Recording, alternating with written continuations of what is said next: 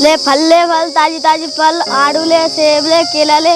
ले फल ताजी ताजी फल, आड़ू ले सेब ले केला, ताजी ताजी फल ले ताजी ताजी फल।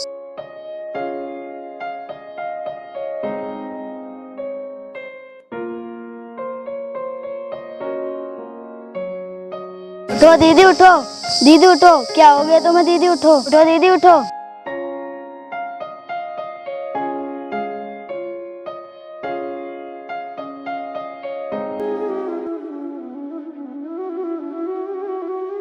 मैं कहाँ हूँ ये? तुम घबराओ मत दीदी, मैं तुम्हारे साथ ही तुम यहीं बेहोश पड़ी थी और तुम्हारी स्कूटी सड़क के पास पड़ी है। वो लोग कहाँ गए?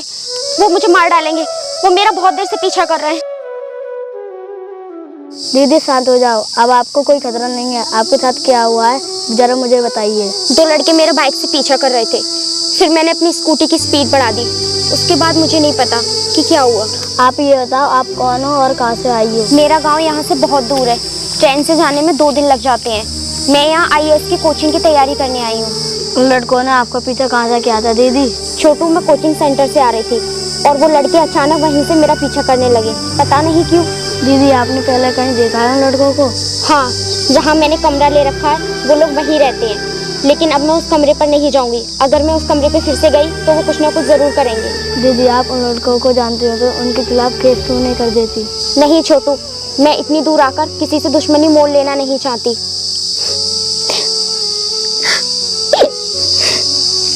मुझे चिंता इस बात की है कि अब मैं रहूंगी कहाँ। दीदी आप बुरा ना मानो तो मेरे घर पर रह सकती हो, वहाँ पर कोई नहीं रहता है। छोटू, तू मेरी इतनी चिंता मत कर, मैं कहीं दूसरा कमरा ले लूंगी।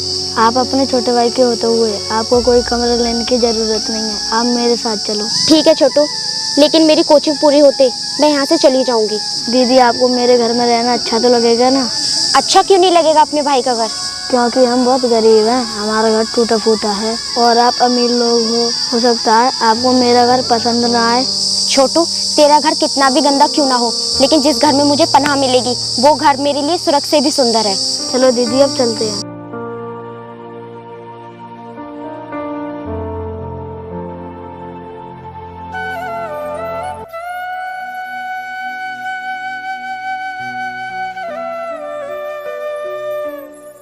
दीदी क्या सोच रही है, आपको कोचिंग नहीं जाना है क्या?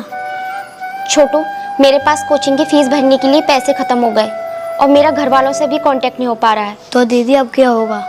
होना क्या है छोटू, छोड़ देती हूँ, नहीं जाती कोचिंग।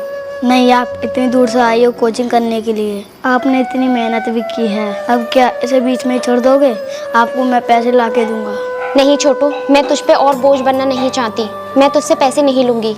दीदी आपने मुझे छोटा भाई माना है, या तो आप भाई बहन का नाटक बंद कर दीजिए या फिर पैसे लीजिए। मैं आप पर कोई एहसान नहीं कर रहा हूँ, जब आपकी नौकरी लग जाए तो मुझे वापस कर देना।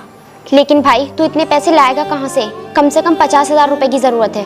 क्या 50,000 है तो ज़्यादा ही, मैं फिर भी ला कर दूंगा। ठीक है दीदी, मैं अभी आता हूँ।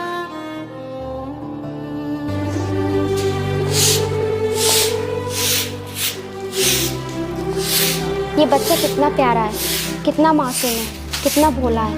काश ये सचमुच मेरा भाई होता। मैं इसके एहसानों का खर्च कैसे उतारूंगी? दीदी ये लो, मैंने आपकी फीस की व्यवस्था कर दी।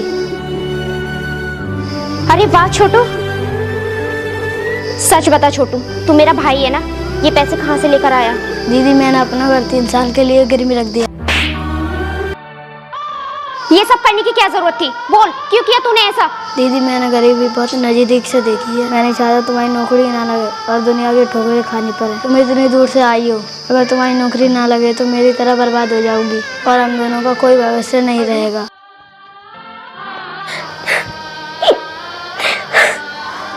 दीदी रो मत, जब आपकी नौकरी लग जाए तो मेरा घर उस जिम्मेदार से छुटवा देना।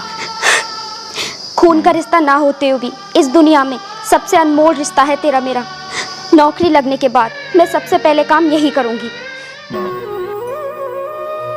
अरे छोटू, तू हमें यहाँ क्यों लेकर आया है?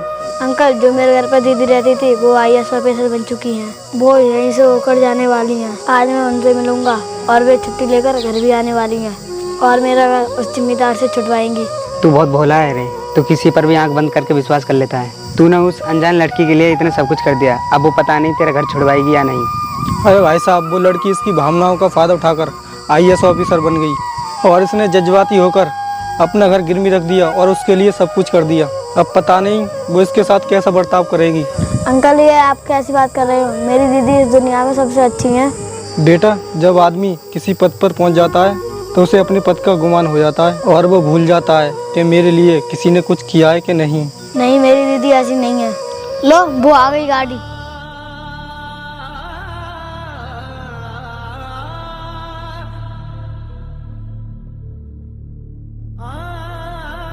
ड्राइवर, गाड़ी रोको। अरे ये बच्चा कौन था जो गाड़ी को हाथ दे रहा था? सर, ये मेरा भाई था। 1 मिनट रुको, मैं इससे भी मिलकर आती हूँ। अरे नहीं, यहाँ पर गरीब लोग खड़े हैं, ये अपनी गरीबी का रोना रोएंगे और फिर हमसे मदद की पुकार करेंगे। गाड़ी ले चलो।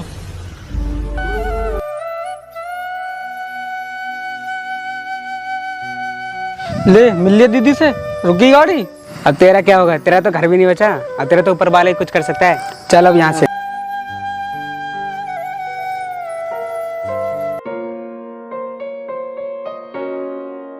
काजल जी, आप सच बताइए, जो बच्चा गाड़ी को हाथ दे रहा था वो कौन था?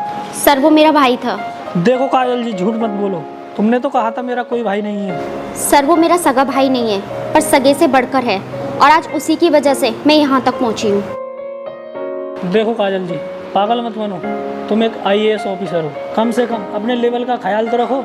वो गांव का भूखा नंगा लड़का तुम्हारा भाई कैसे हो सकता है? उससे सारे संबंध खत्म कर दो। ये आप क्या कह रहे हैं सर? आप नहीं जानते उसने मेरे लिए क्या किया है। देखो काजल, मैं सब कुछ जानता हूँ, उसने अपने मतलब के लिए ही कुछ किया होगा। नहीं सर, वो मेरा भाई है। देखो, वो अब तुम्हारे लेवल से बहुत नीचे है, तुम्हें अपने पद का ख्याल रखना होगा। समाज क्या कहेगा, लोग क्या कहेंगे, जरा सोचो।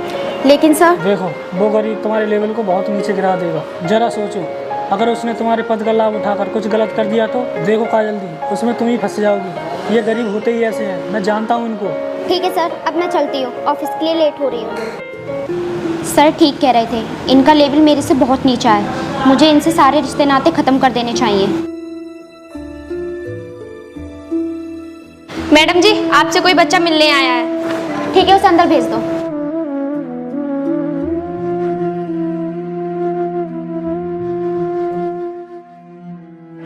सुनो, ये गमार वाली आदत छोड़ दो। तुम इस वक्त एक आईएएस ऑफिसर के ऑफिस में बैठे हो, तो जब तक बैठने के लिए ना कहा जाए खड़े रहो। दीदी, आप ये बोलती कि तुम एक आईएएस ऑफिसर के भाई हो तो मुझे अच्छा लगता। ये बकवास बंद करो और दीदी भी कहना बंद करो। मैम बोलो मैम, ठीक है? सॉरी मैम जी, मैं ये कहना चाहता हूँ कि आप रुकी क्यों नहीं और घर भी नहीं आई। अब मेरा गांव से कोई संबंध नहीं है और रुकने का मेरे पास टाइम नहीं था, और तू तो जानता ही है छोटू, अब मेरा लेवल क्या हो गया है। जी मैम साहब। हाँ तो कैसे आना हुआ? जल्दी काम बताओ, क्योंकि बड़े सर आने वाले हैं। अगर उन्होंने मुझे तुम्हारे साथ यहाँ देख लिया तो मेरी नौकरी खतरे में पड़ सकती है। जी मैम साहब, वो मेरा घर गिरवी रखा था, आप उसको छुड़वा देती तो मुझे रहने के लिए थोड़ी जगह मिल जाती। टाइम पर पैसे ना मिलने की वजह से जमींदार ने घर पर कब्जा कर लिया है। देख, तो उस टूटे फूटे घर को अब भूल जा। पूरी जिंदगी गाँव में रहने का इरादा है क्या?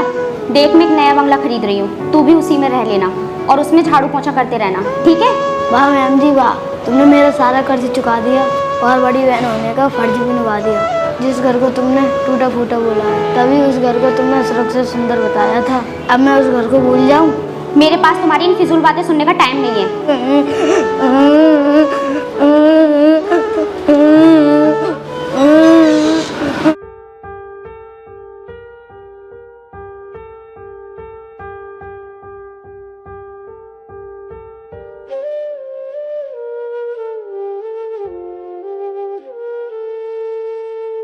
आइए। मैडम जी, हम यहाँ बैठने के लिए नहीं आए हैं। ये बताओ हमारा छोटू किधर है? कौन छोटू? अरे मैडम, बड़ी जल्दी भूल गई, जिसका तुमने सब कुछ बर्बाद करके ये आईएएस का पद हासिल किया है, वो छोटू कहाँ है? वो तो आज यहाँ नहीं आया है, 2-3 दिन पहले मुलाकात हुई थी मेरी उससे। इसलिए तो हम यहाँ पर आए हैं। वो बच्चा 3 दिन से लापता है। क्या वो 3 दिन से घर नहीं पहुँचा? बातें तो ऐसे बना रही हो जैसे तुम्हें कुछ पता ही ना हो। तुमने ही गायब किया है उसे। मैं क्यों उसे गायब करवाऊंगी? ताकि तुम्हें उसका घर छुड़वाने के लिए जिम्मेदार को पैसे देने न पड़े। देखो, मैंने ऐसा कुछ नहीं किया है। मैडम जी, जब से वो तुम्हारे पास आया है तब से वो किसी को दिखाई नहीं दिया है। तुमने अपना मतलब निकालने के लिए एक बच्चे की भावनाओं के साथ खिलवाड़ किया है। भाई भाई क्या कर उसका सब कुछ लूट लिया, खुद तो आईएएस ऑफिसर बन गई और उसे भिखारी बना दिया। कान खोलकर सुन लो, अगर शाम तक बच्चा घर नहीं आया तो तुम और तुम्हारा पति, जिसको तुम्हें घमंड है, दोनों मिट्टी में मिला दूंगा। देखिए, मेरी बात का यकीन कीजिए, मुझे सच में नहीं पता कि छोटू कहाँ है। ये मैं समझना कि उसके माँ बाप नहीं है तो उसका इस दुनिया में कोई नहीं है। हम गांव वाले भी जिंदा हैं। अभी जाकर तुम्हारे खिलाफ एक FIR दर्ज कराते हैं, कैसे तुमने उसे लूटा और फिर कैसे उसे गायब किया। नहीं। ड्राइवर, मेरी गाड़ी निकालो। प्लीज।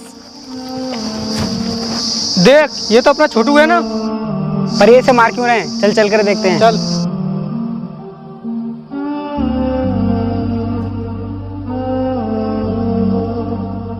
अरे छोटू, तू ठीक है ना? हम तुझे कब से ढूंढ रहे थे, कहाँ चला गया था तू? मेरा भाई मुझसे नाराज है। हाँ, तुम यहाँ से चली जाओ। जो बहन अपने भाई के लिए नौकरी से इस्तीफा देकर आई है, तुम उसे जाने के लिए बोल रहे हो? क्यों दे दिया नौकरी से इस्तीफा? दीदी सॉरी मैडम जी। बस मुझे और जलील मत करो भैया। मैं छोड़ आई वो नौकरी जो एक बहन को भाई से अलग कर दे। लेकिन तुम उस जमींदार के पैसे कहाँ से दोगी? वो तो मैं तुमसे लेकर लूंगा। मैं अपने शिकारों को भी जिंदा नहीं छोड़ता। क्या हुआ? क्या हुआ? ये क्या किया तुमने? वो गोली तो मुझ पर चलाई थी। नहीं भाई, तूने जो मेरे लिए किया है उसके सामने तो ये कुछ भी नहीं। तेरे ऊपर तो ऐसे 1000 जीवन कुर्बान। नहीं, ऐसा मत बोलो। मैंने तुम पर कोई एहसान नहीं किया है। मैंने तो केवल अपना भाई होने का फर्ज निभाया है। और तू जमींदार के पैसे की देने की बात कर रहा था ना, तो सुन, मैंने अपनी 1 साल की नौकरी में इतना पैसा कमा दिया कि तू जमींदार को उसके पैसे देकर अपना घर छुड़वा सकता है और अपनी बाकी की जिंदगी भी जी सकता है। और वो सब कुछ मैंने तेरे नाम पहले ही कर दिया था। क्यों किया तुमने ऐसा? तुमने मुझ पर उल्टा एहसान कर दिया। क्या जरूरत थी मुझे वो सब देने की? मेरा तेरे सिवा इस दुनिया में है ही कौन मेरे भाई, और फिर मैं वो सब किसको देती? पर दीदी, मेरी एक बात समझ में नहीं आई। जब तुमने मेरे लिए इतना कुछ किया तो फिर वापस में इतना सब क्यों बोला? वो सब मैंने अपने दिल पर पत्थर रख के बोला था। एक दिन जब मेरे सीनियर हो। लेकिन सर, आप एक बार मेरी बात तो सुन लीजिए। देखो, मैं कुछ नहीं सुनना चाहता। अगर तुमने उससे सारे रिश्ते नाते ख़त्म नहीं किए तो मैं तुम्हें सस्पेंड कर दूंगा। तुम्हें इस नौकरी से इस्तीफा भी देना पड़ सकता है। सर, इस नौकरी के लिए मेरे भाई ने बहुत कुर्बानियाँ दी हैं। मैं इस नौकरी के लिए इस्तीफा तो नहीं दे सकती। देखो, अब तुम खुद ही फैसला कर लो। तुम्हें अपना वो गरीब भाई चाहिए या ये IAS का पद? सर, मुझे अपना ये पद ही चाहिए। ठीक है, अब तुम उस गाँव के गंवार को भूल जाओ। ठीक है सर, मैं अपने भाई को खुद से अलग करने की कोशिश करती हूँ। अगर मैं इस काम में असफल रही तो मैं अपनी नौकरी से इस्तीफा दे दूंगी, क्योंकि मुझे मेरा भाई अपनी जान से भी ज़्यादा प्यारा है। हमें माफ कर दो दीदी, हमने तुमको गलत समझा। हो सके तो हमें ही माफ कर देना मैडम जी। और मुझे भी। नहीं, आप सबका गुस्सा जायज़ था। अरे मैम साहब को पहले हॉस्पिटल लेके चलो। कोई ज़रूरत नहीं, मैं जा रही हूँ। भगवान से यही प्रार्थना करूँगी कि अगले जन्म में तुम मेरे सगे भाई बनो। नहीं दीदी, मेरे भाई का ख्याल रखना तुम लोग। क्या हुआ मैडम जी, क्या हुआ?